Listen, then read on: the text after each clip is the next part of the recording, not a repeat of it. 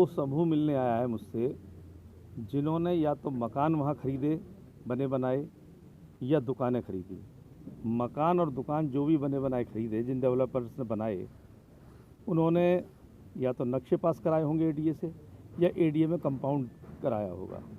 जब एडीए ने कंपाउंड किए और नक्शे पास किए, तब नक्शे पास करते समय जो भी सरकारी फॉर्मेलिटीज़ हुई हैं वो पूरी करी होंगी।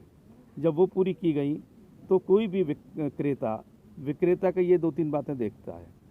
इसलिए मैं बिल्कुल प्राइमा फेसिया नहीं, मतलब प्रथम दृष्टि में नहीं कह रहा हूँ, अंतिम दृष्टि में कह रहा हूँ कि जो वर्तमान में परचेज़र हैं वो इसमें कहीं दोषी नहीं है। प्राइमा फेसिया में, प्रथम दृष्टया में जो पक्ष मेरे सामने लाया गया है विक्रेता का, उसमें महसूस होता है कि कहीं ना कहीं प्रशासन ने चूक की है उनको पढ़ने में या उनको समझने में।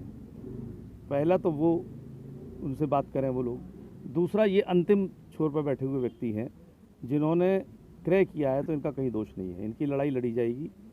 इसमें क्या प्रशासन ने ये तय किया, अगर मान लीजिए for the sake of argument, जबकि मैं मानता नहीं इस बात को, for the sake of argument ये नजूल लैंड है, तो नजूल लैंड पर नक्शा पास कैसे हो गया? वो अधिकारी दोषी थे, कहाँ हैं वो?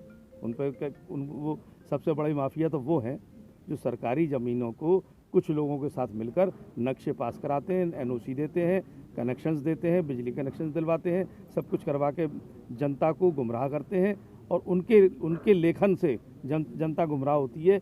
इसलिए सबसे बड़े भू माफिया तो वो अधिकारी हैं, ना तो जनता है ना डेवलपर है। उनके खिलाफ क्या कार्रवाई हो रही है? अगर है तो, और नहीं है तो ये धींगा मस्ती नहीं चलनी चाहिए।